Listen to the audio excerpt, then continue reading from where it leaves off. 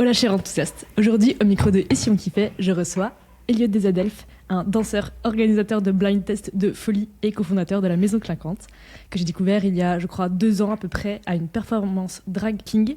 Sa capacité à jouer avec les corps, les genres, les rôles sociaux et l'humour me fascine et je suis certaine que son énergie communicative va te faire sérieusement kiffer. Bienvenue Elliot, et pour commencer, comment aimerais-tu te présenter aux enthousiastes qui nous écoutent ? Eh bien, bonjour. Moi, c'est Elliot Desadelphes, comme tu dis, danseur de chœur, performeur, et qui, du coup, anime des ateliers drag king, drag fuck avec la Maison Clinquante, et organise et produit des soirées club et d'autres formats de soirées avec la Madone. Et puis oui, animer des blind tests, bien sûr, hein, qui va avoir lieu prochainement au Bohème. Petite pub au passage. Blind test le 23 mai. 23 mai au Bohème. Donc c'est à Toulouse quand même, pour tous les pas toulousains qui nous écoutent. Voilà. Ah oui, c'est vrai. J'oublie aussi ça. Ouais, ça se passe à Toulouse. Très Ça bien. se passe à Si je devais te Toulouse. poser une question pour apprendre à te connaître et à connecter profondément avec toi, qu'est-ce que ce serait cette question ? Oh waouh, elle est deep cette question. Je pense que ce serait de parler de ce qui m'anime le plus, je crois, au monde, qui est la danse. Donc tu me poserais n'importe quelle question sur le mouvement ou des choses comme ça. Je crois que on pourrait y passer la vie à parler de ça. Alors moi, pour le coup, je suis une piètre danseuse, mais du coup, en quoi la danse, c'est un kiff pour toi et en quoi ça remplit ta vie actuellement ?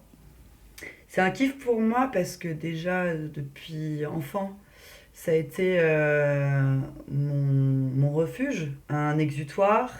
Ça m'a fait en fait sortir des émotions que j'arrivais pas forcément à gérer et je me suis assez vite rendu compte que c'était quelque chose qui pouvait sortir par ce biais-là sans que ça me fasse du mal ou que ça fasse du mal à autrui.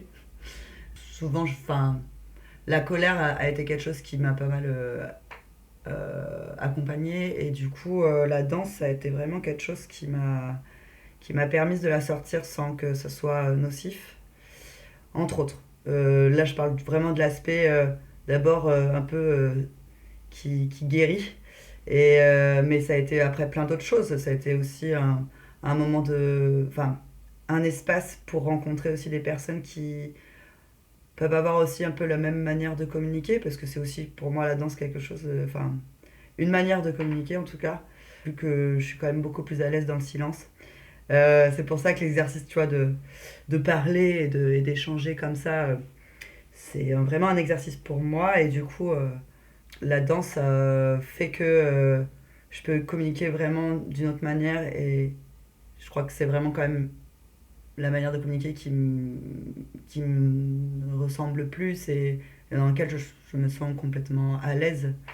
Puis même, y a même plein de trucs, enfin, même par rapport au corps, la sensation de corps que j'ai quand je danse, je me sens vivant. Je me sens... ouais, c'est un truc où ça me fait du bien de sentir mon corps en mouvement et puis en plus, ça, mine de rien, ça l'entretient aussi. Ça, d'année en année, je me rends compte que c'est quand même quelque chose qui me fait du bien et je pense que c'est quelque chose qui m'accompagnera toute ma vie, à n'importe quelle forme. Trop bien. Merci de te confier là-dessus, parce que comme tu disais, c'est pas ton langage, enfin le verbal, c'est pas ton langage le plus simple, et je sais que c'est dur pour toi là, tu vois, de répondre à tout ça. Du coup, merci pour ça.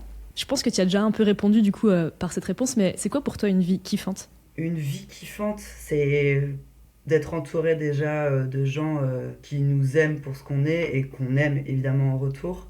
C'est d'apprécier plein de petits moments qui ont l'air anodins comme ça, mais en fait qui sont tellement importants. De se rendre compte en fait, au moment où là tu constates que genre, ah tiens, ce petit moment aussi simple qu'il soit, il est juste fort et agréable. Et en fait, de se rendre compte que juste des fois de se contenter de pas grand chose, ça fait du bien.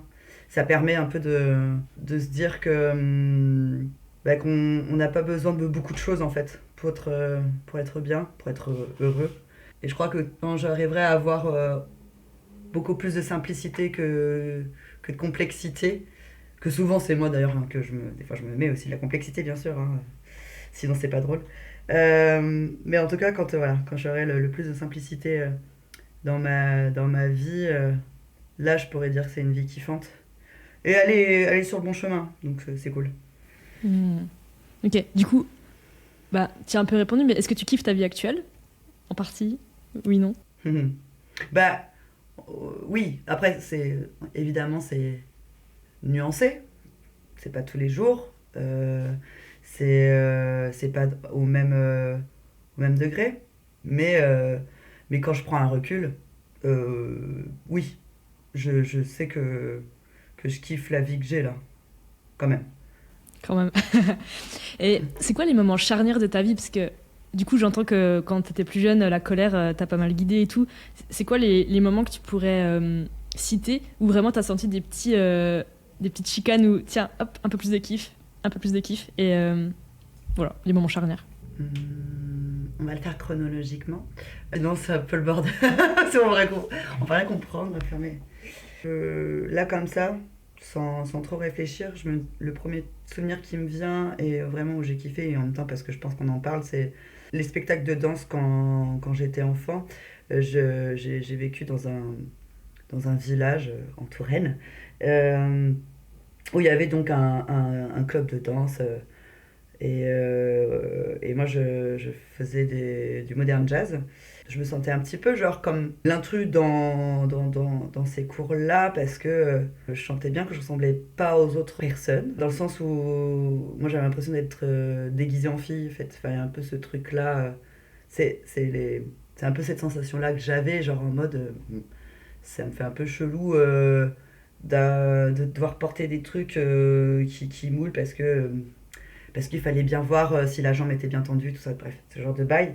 Ou mettre des rythmiques, donc ces petits chaussons tout fins à semelle blanche et noire, en toile noire sur le pied. Un certain style finalement. Moi j'essayais d'un peu de fondre dans la masse, même si au fond là j'étais pas forcément à l'aise d'être. L'impression de me travestir en fille, bref. Mais première fois où du coup, j'ai fait un spectacle de danse. Donc ça, c'est le spectacle de danse c'est de fin d'année où tu apprends pendant une année une certaine chorégraphie super stylée je sais pas, sur de la musique bien pop, à faire des pas bien saccadés, bien comme il faut.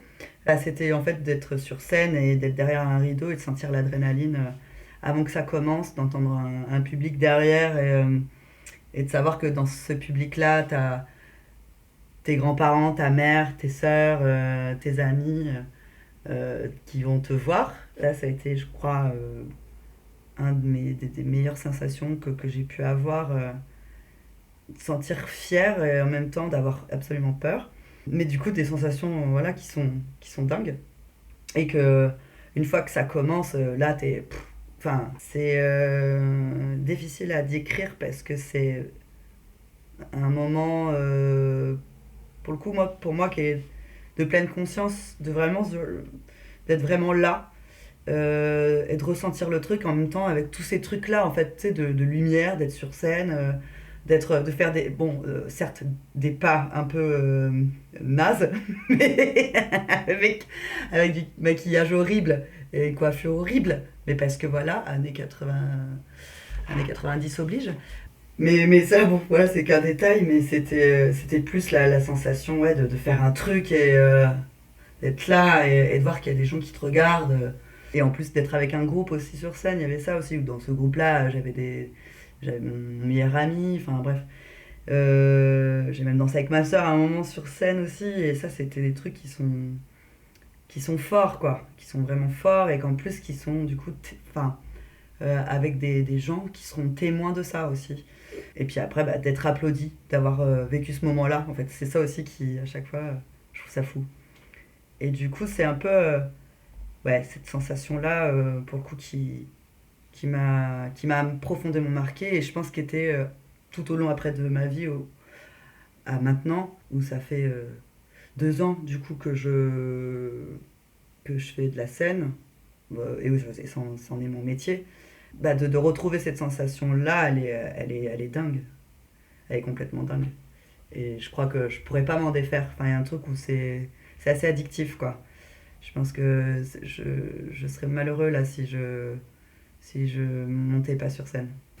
Est-ce qu'il y a d'autres moments charnières comme ça que tu as en tête? Bah, je sais pas, là, en fait, d'en avoir parlé, d'avoir pensé ça, j'ai l'impression qu'il n'y a rien d'autre qui soit aussi fort. Après, dans la sphère privée, où c'est il n'y a pas si longtemps, c'était en septembre dernier, où j'ai un peu vécu quand même le moment le plus magnifique, je crois, de ma vie, qui est donc le mariage avec mon épouse, enfin, qui est en fait communément appelée la fête de l'amour, où on a invité toutes les personnes qui nous sont chères à témoigner en fait d'un moment juste de partager en fait cet amour-là qu'on a l'une envers l'autre et mais du coup le partager avec des gens aussi qui nous sont chers.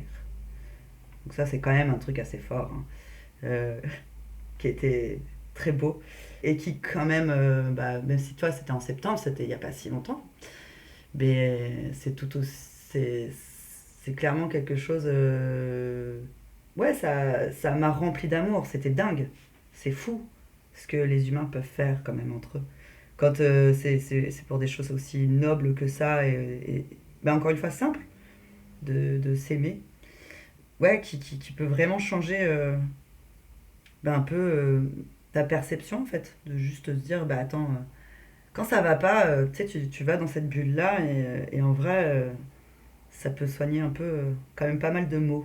C'est marrant parce que quand tu me racontes ces deux événements, en tout cas les mots que tu utilises et les petits détails que tu me cites, ce que je retiens c'est que quand même il y a ce côté collectif, tu vois. Là tu me disais il y a le public et il y a dedans, il y a ma famille, il y a les gens que j'aime et à chaque fois il y a ce moment de partage collectif et même si t'es pas sur scène le jour de ton mariage, du mot que enfin de la fête de l'amour, bah mine de rien c'est quand même toi le sujet principal aussi de cette fête, même si tu vois c'est un partage global et du coup c'est mignon de voir l'étroite corrélation entre ces deux moments.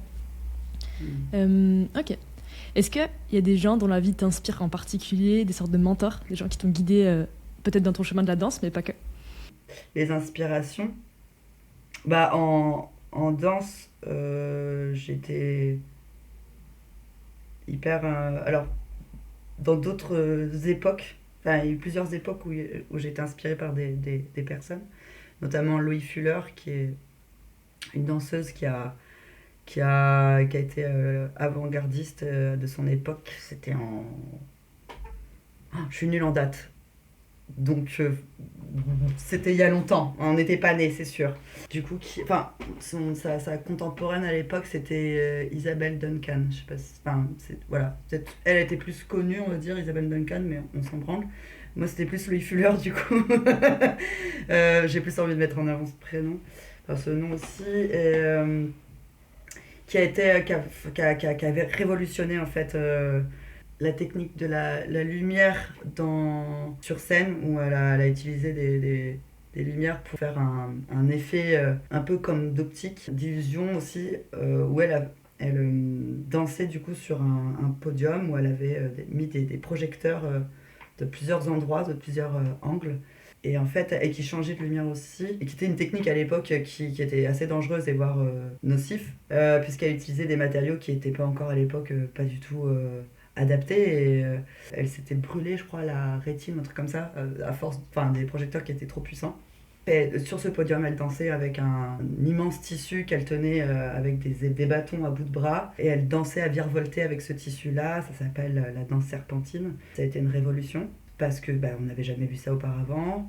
Parce que c'était une femme qui a monté ça, produit ça toute seule, accompagnée de sa compagne à l'époque. En plus, du coup, je te parle de ça, donc c'est pas forcément bien vu, t'as vu. Dans les mœurs, elle a vécu de sa passion jusqu'à sa mort, où elle avait transmis, elle avait fait une école où elle avait transmis après du coup son art à d'autres personnes. Donc ça, c'est une des artistes qui m'inspire. Après, là, dans les danseurs de maintenant, bah, il y a la chorégraphe Marion Motin, qui a plusieurs compagnies où elle a monté des spectacles et en même temps, elle a aussi chorégraphié des artistes, notamment Christine and the Queens. Léo Walk aussi, qui était aussi un des danseurs qu'elle a chorégraphié. Et elle qui est du coup plus dans le hip-hop, dans la danse urbaine et en même temps du contemporain. Elle met je sais pas, en avant des mouvements de corps qui sont hyper puissants et en même temps, qui va être un peu irrévérencieux, tu vois, à certaines danses. Et c'est ça que j'aime bien aussi quand ça bouscule un peu, finalement. Parce que sinon on se fait chier. Voilà, c'est ce genre de personnes. Là, je cite vraiment des personnes plus dans le milieu de la danse pour le coup. Mais en même temps, j'ai envie de citer ces personnes-là, donc voilà. Ça roule. Tu disais là, irrévérencieux et le côté faut que ça bouge sinon on se fait un peu chier. Toi, tu as un message que je trouve personnellement politique quand tu danses et quand tu performes, mais les gens qui ne te connaissent pas ne le savent pas. Du coup, quels sont là les sujets ou les idées, les concepts que tu développes en ce moment dans tes spectacles et que tu aimerais développer à l'avenir? À chaque fois quand je crée des perfs qui vont avoir un peu un impact, c'est souvent dû à ce qui, moi, peut vraiment aussi me frapper ou me bouleverser. Donc, je vais puiser, en fait, dans ce que je peux, ouais, ressentir fort. Voilà, je peux ressentir fort. Je peux ressentir quelque chose de vif et de le ressortir comme ça. Et du coup, ma manière de travailler, elle va être vachement sur le moment. En ce moment, ça va être plutôt une pratique que j'ai envie de travailler et non pas forcément délivrer un message ou quoi.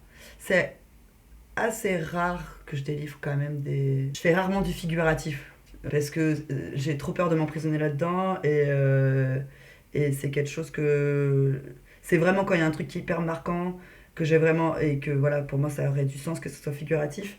Mais c'est vrai que quand même, la plupart du temps, c'est plus dans du mouvement, du ressenti, ou c'est rare que je fasse quelque chose de réellement concret. La technique que là, j'ai un peu plus envie de travailler et que j'ai envie de ressentir sur scène, c'est le chant. Et du coup, là, en ce moment, je suis en train de répéter une chanson qui va être accompagnée au piano par Claudia, donc, qui joue du piano et qui chante et qui fait de la musique. Et du coup, là, qui va m'accompagner. Et ça, c'est un truc que j'ai de plus en plus envie de développer, parce que je me suis rendu compte que chanter, ça me fait du bien aussi. Je ressens d'autres émotions, mais des fois, il y a beaucoup de choses qui sont similaires à la danse, par rapport au corps, par rapport à l'énergie que ça peut susciter. Je savais pas que le chant pouvait être à ce point-là où tout ton corps en fait il est en action. C'est pas juste une partie. C'est assez chouette de découvrir ça. Et puis en plus, vu que je suis accompagnée quand même d'une personne qui est passionnée aussi par la musique, qui est très bonne pédagogue, qui fait que j'ai l'impression d'être privilégiée en fait, d'accéder à cet endroit-là et en fait, de découvrir plein de trucs, d'apprendre plein de choses. Et j'adore. C'est pas tant là un truc où je suis pas en train de travailler quelque chose de concrètement. Enfin, si, le chant, mais j'ai pas forcément. Je fais pas là un travail d'écriture ou de mise en scène ou de choses comme ça. Ça viendra par la suite, mais pour le moment, je travaille plutôt comme un outil. Et après, on verra où ça me mènera. Trop bien. Et c'est quand. Est-ce que tu as déjà les dates de tes prochaines perfs avec du chant? Ou est-ce que pour l'instant, c'est en travail? Alors, oui, j'ai une prochaine date. Ça sera le 5 mai au Kalinka pour une Dominique Allemand Vôtre. Et voilà, je commence tout juste un peu à juste déjà poser ma voix. Et après, on verra niveau scénographie et tout ça, quoi. T'es large, c'est dans au moins presque 2 semaines du coup. On est sur la large, Elliot, vraiment. C'est bon, on a le time pour la scéno, tout va bien. Voilà, c'est super. Ok, j'aimerais qu'on aille un peu plus profondément dans les différents domaines de ta vie. Tu sais, dans le sens où tout à l'heure je te demandais si tu kiffais, tu m'as dit oui, c'est un peu plus subtil que oui ou non. Et du coup, de 0 à 5, sachant que 5 c'est le max, donc le top, à combien tu kiffes ton corps et ton rapport à ton corps? Je dirais 4, ce qui est très bien.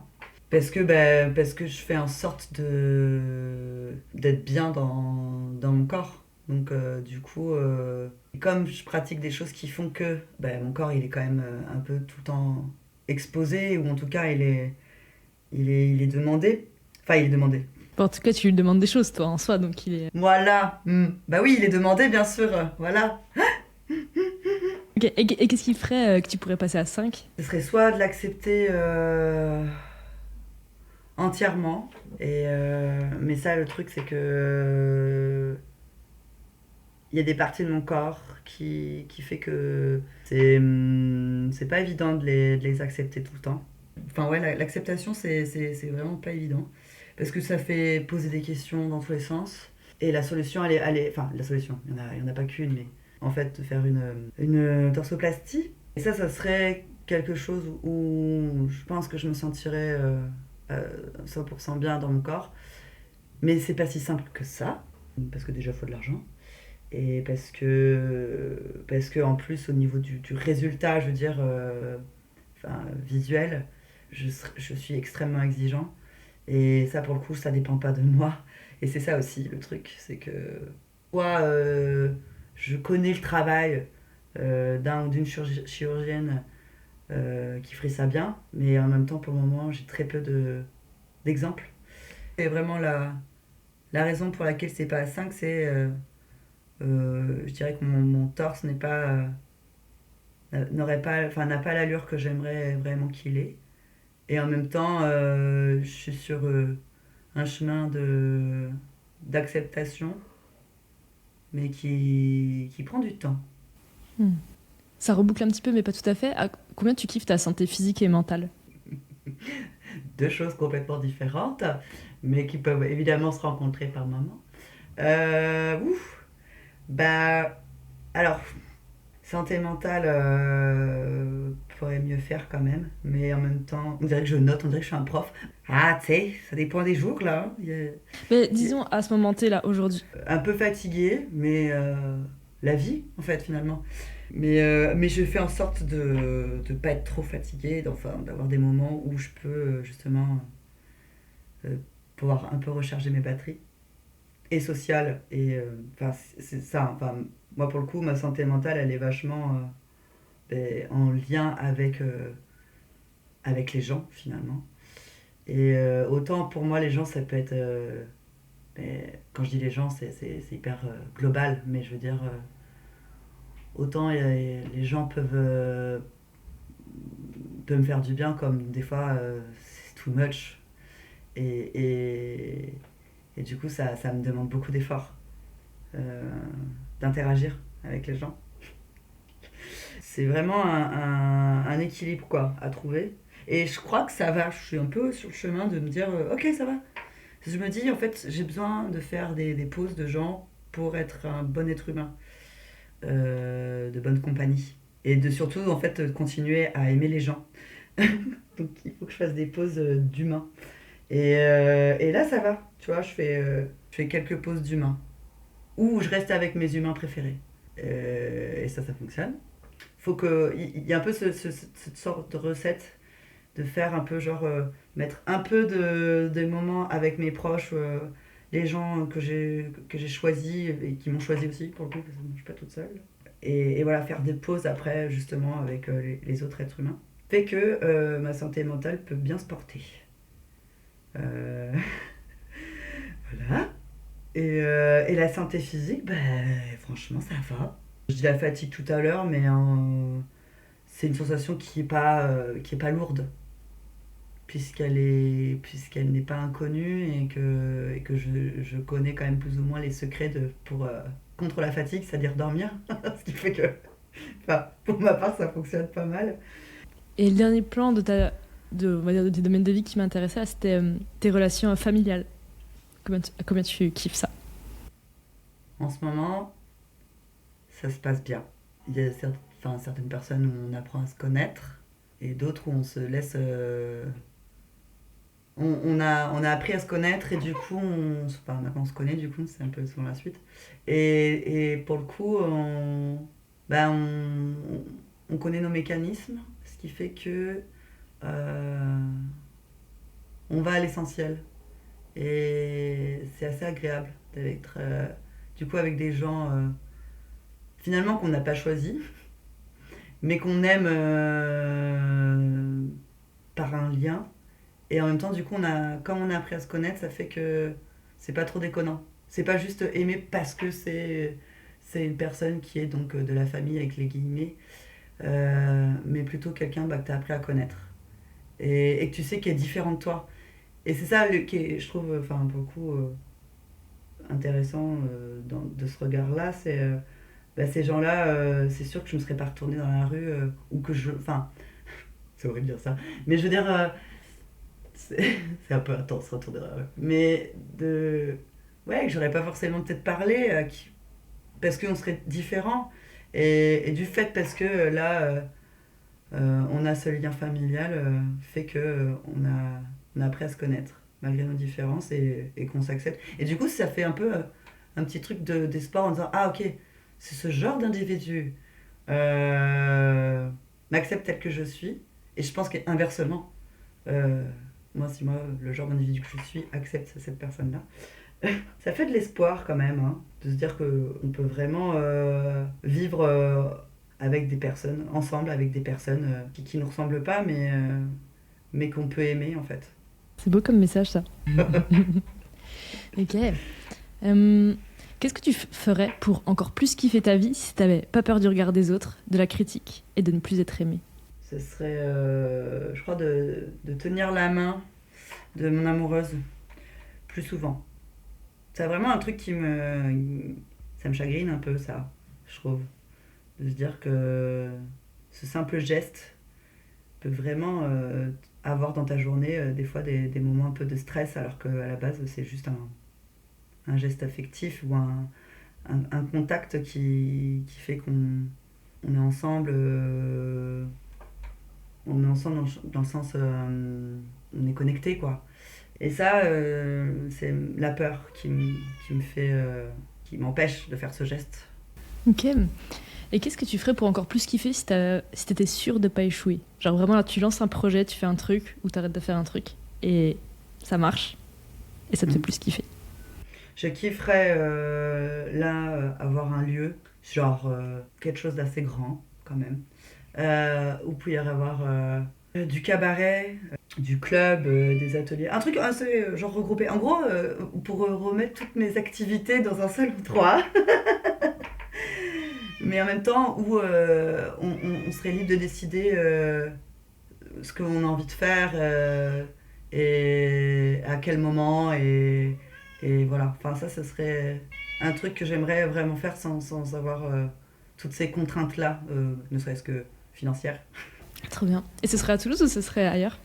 Genre à la campagne. Mais pas loin de Toulouse non plus. Parce que du coup, dans l'idée, ce serait de vivre dans cet endroit aussi. Et que à l'avenir, j'aimerais bien vivre quand même en campagne ou en tout cas dans un espace où on peut être dehors avec peu d'humains, encore une fois toujours hein, les mêmes, Euh, en tout cas des humains choisis dehors où on peut être genre tranquille. Est-ce que t'as une routine ou un système particulier pour kiffer au quotidien?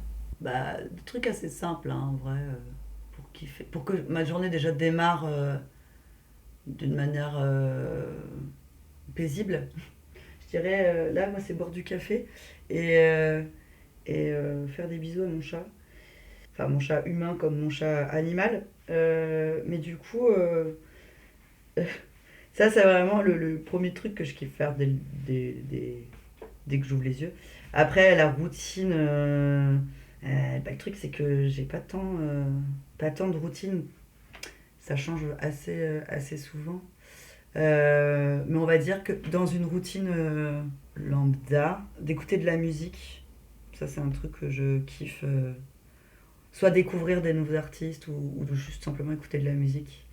C'est quand même quelque chose qui m'accompagne tous les jours. Ça fait vraiment partie de ma routine, ça pour le coup. Et selon toi, quelles sont les choses essentielles pour kiffer? Du coup, pas que dans ton cas personnel, mais en général pour les gens. Danser, c'est essentiel.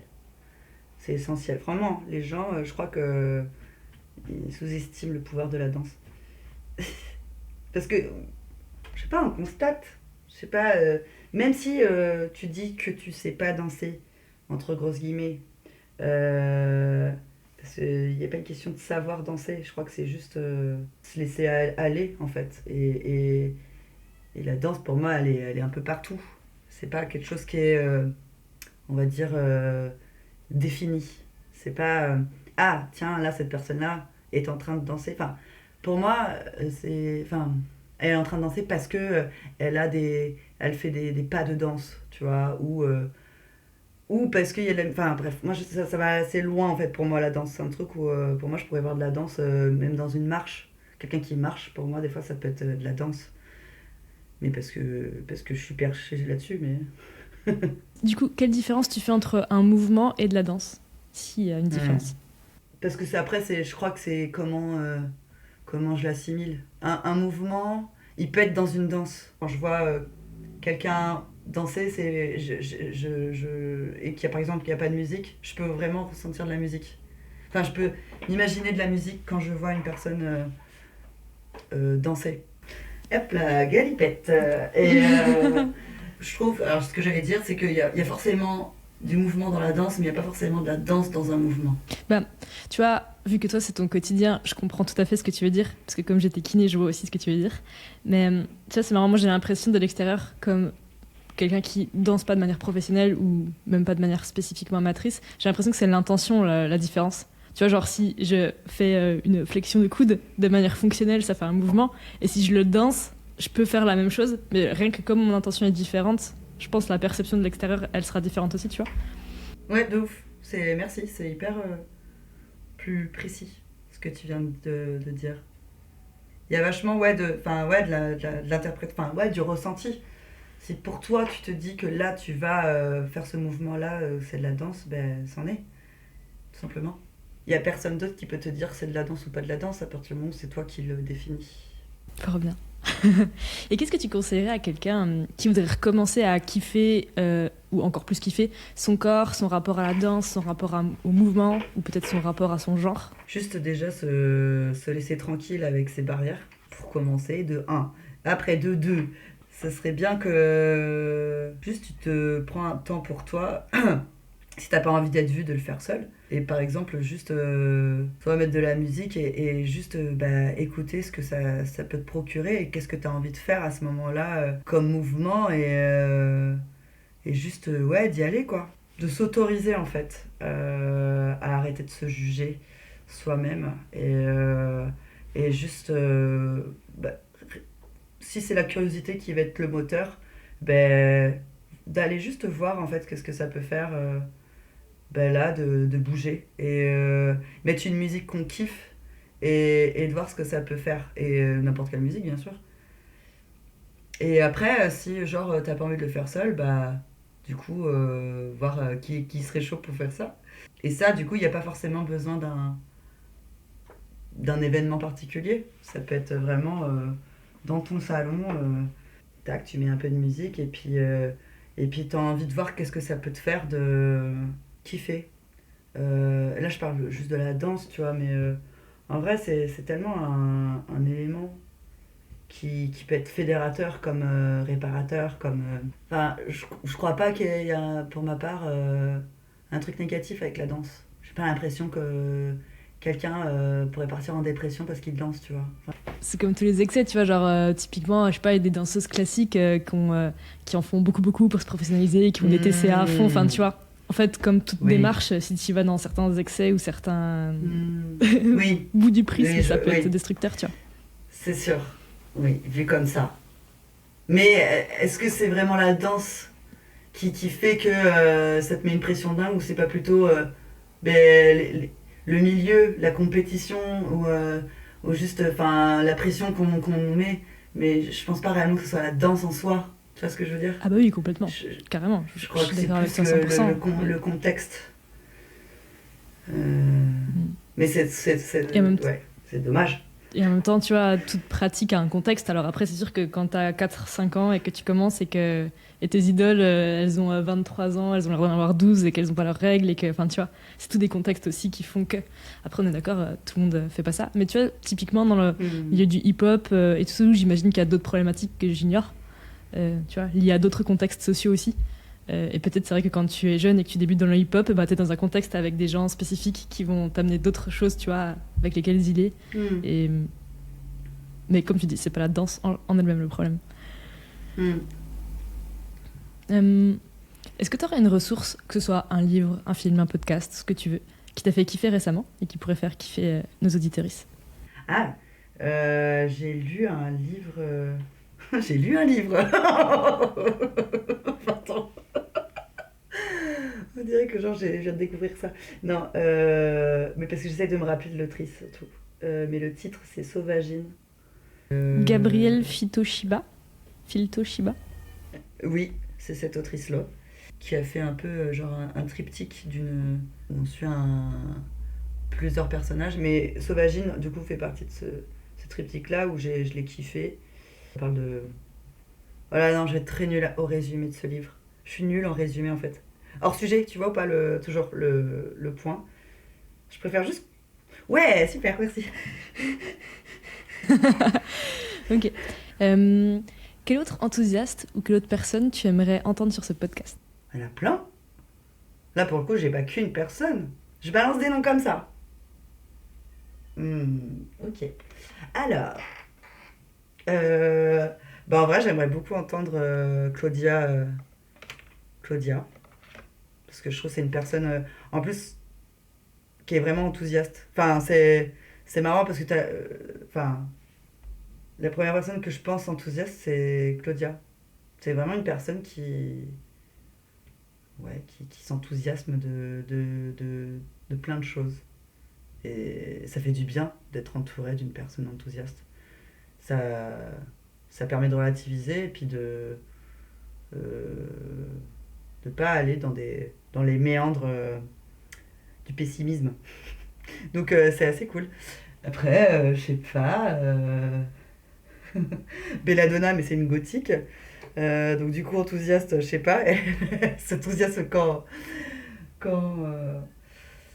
il fait pas très beau dehors, par exemple. Même si c'est... Tu vois, là, c'est un sale temps pour les gothiques, tu vois. Mais...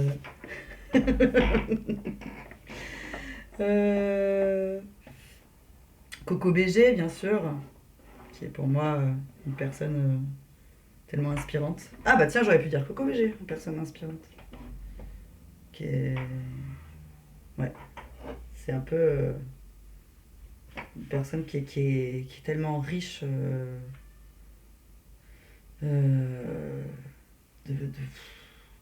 de propositions, qui a une imagination assez dense et belle, enfin en tout cas pour moi que je trouve belle.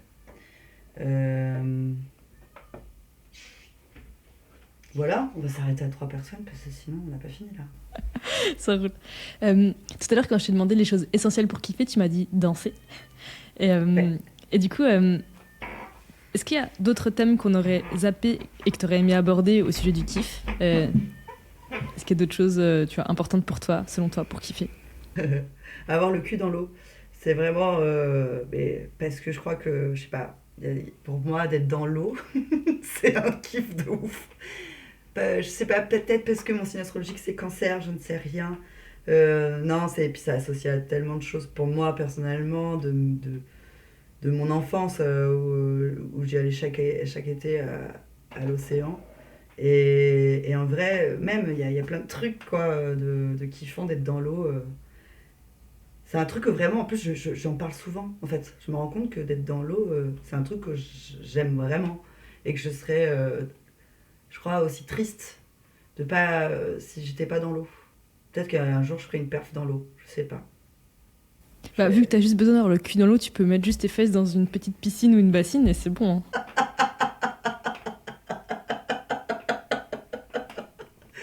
Et je mettrai un panneau en disant la kiffance et juste moi assis comme ça sur une bassine, dans une bassine d'eau. Et voilà, fin de la perf, bisous. Tu danses le cul dans l'eau. Bah ouais, grave. Là, c'est le summum pour toi, quoi. Oh là là. trop d'idées. Bon, sur ces grandes idées, Elliot, où est-ce que les auditoristes peuvent te retrouver s'ils ont des questions pour toi à te poser? Non, on ne me retrouve pas, j'aime pas les humains, ne me retrouvez pas. Je plaisante.